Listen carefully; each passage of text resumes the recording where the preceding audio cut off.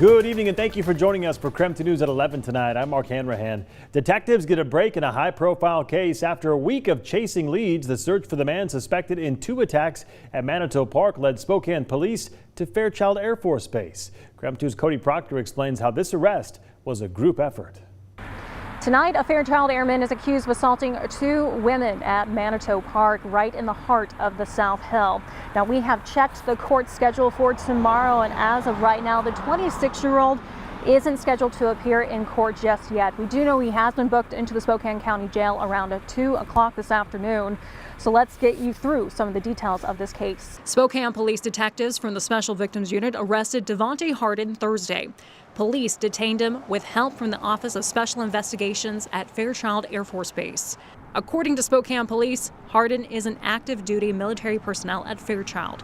Spokane police say last Thursday, January 20th, 2 women, one of them minor, reported being groped by an unknown man who ran up and then took off. Police deployed undercover officers to the Manito area after hearing the reports, who contacted and noted Hardin as a person of interest. After investigating, SPD says detectives found a probable cause to arrest the suspect. We spoke with neighbors living near the park, who all said these incidents are concerning, but not the norm. Terry Shanahan and Gina Cook have lived right next to Manito Park for 25 years. They say these incidents are unusual, but shouldn't scare visitors away. And I don't think this should stop anybody from going to the park. Yeah, it's an anomaly that very rarely happens. They also add that visitors should look out for each other. When you are in the park, keep your eyes open and watch your neighbors, and we've got each other's backs. Hardin is being charged with 2 counts of 4th-degree assault with sexual motivation. Right now, his bond is set at $1,000.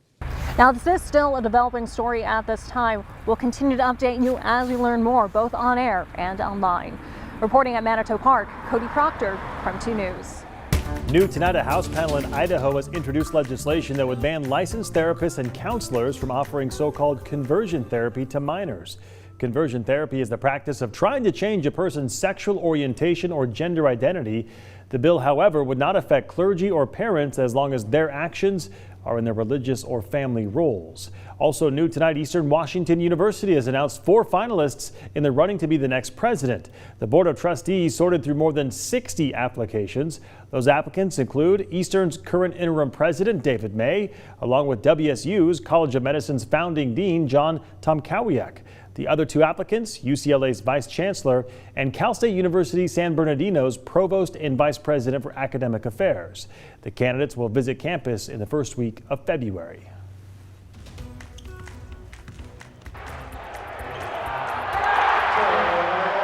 Well, the second-rate Gonzaga men's basketball team back in the kennel tonight, and the Bulldogs pick up another conference win over Loyola Marymount, 89-55, improving to 5-0 in conference play. Chet Holmgren starring tonight with the game-high 21 points. And in other Gonzaga news tonight, Holmgren, who had a big game, was named as the Naismith Defensive Player of the Year on the watch list for that. So something to keep our eyes on as the season continues. And coming up in about 20 minutes from now, our Travis Green will give us a look at tonight's game and all the highlights. A new COVID testing site will open tomorrow in Spokane. It's going to be in the parking lot of Chaz Health's Denny Murphy Clinic downtown. The location will be open Tuesdays through Saturdays. And today, another new location to open, this one at Meade Union Stadium. There are people right there. We'll give you self-testing kits out of a kiosk. That location will be open Wednesdays through Sundays. Appointments are encouraged, but not required. Now to the Nightbeat with a quick look at the day's top stories. After a day off, the victim impact statements from the Freeman community members resumed this morning. The unforgettable scream of a mother who just learned the fate of her son.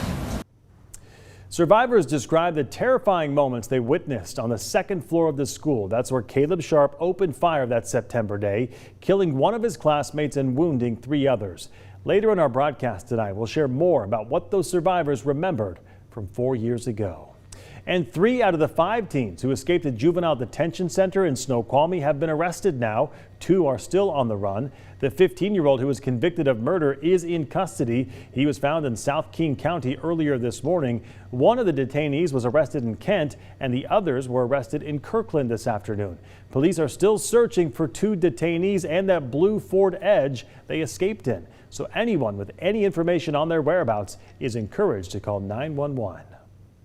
This is about professional courtesy in the workplace, keeping all of us safe, keeping your constituents safe. Spokane City Council member Jonathan Bingo causing controversy at City Hall for refusing to wear a mask, a move that is in violation of the state's mask mandate for public places. And it's not just the state. The city of Spokane also has a mask mandate for inside its public buildings if a person is not alone in an office or a cubicle. Bingo, for his part, released a statement this afternoon explaining that he is taking a, quote, principled stand against what he calls unconstitutional mandates that are more about government control than science. Public health officials continue to stress that masks are effective at slowing the spread of COVID-19. More National Guard members are helping out at Providence Sacred Heart Hospital tonight.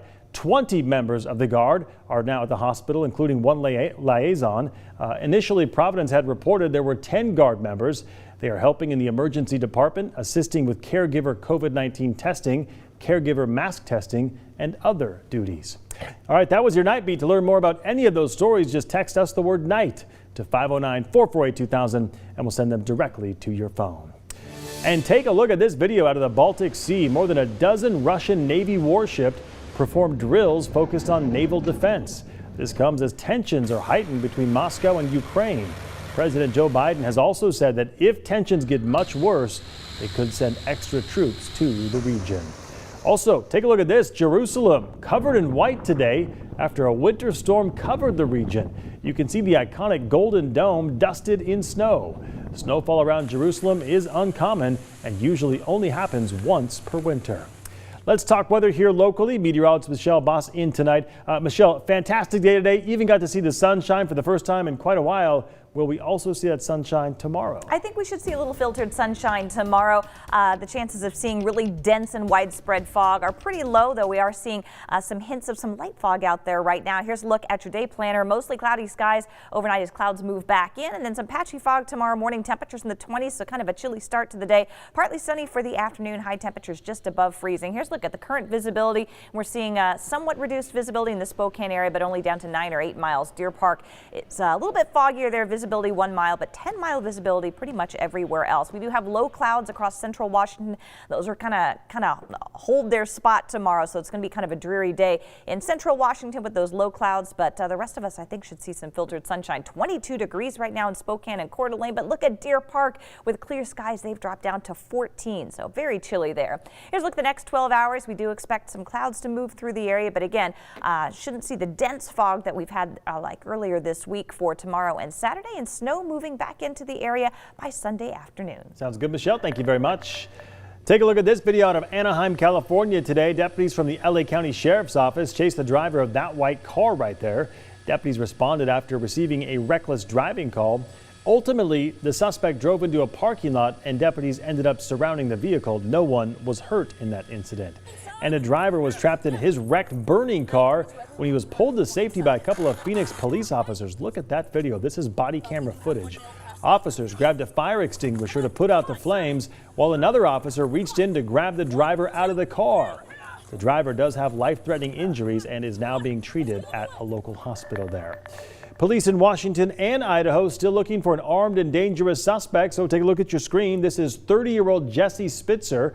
Since Friday, he's evaded police twice in Washington, and he popped back up yesterday in Post Falls after police responded to a burglary on Clearwater Loop. Police say Spitzer pulled out a gun and threatened to shoot himself before he escaped officers for a third time. So Spitzer is now wanted in multiple counties. He's believed to have shaved his head and is using makeup, officers believe, to cover his facial tattoos. So if you have any information about Spitzer's location, please call the Post Falls Police Department. That number right there at the bottom of your screen. Whitworth University's new president will officially be introduced tomorrow. Scott McQuilkin has been selected as the school's 19th president. He's been serving as the university's interim president since June. He is a Whitworth alum and has served as the vice president of advancement there for about a dozen years. And don't go to bed just yet. Our Voices of Freeman coverage continues. Coming up, hear from students who witnessed the shooting. We are back in just 90 seconds.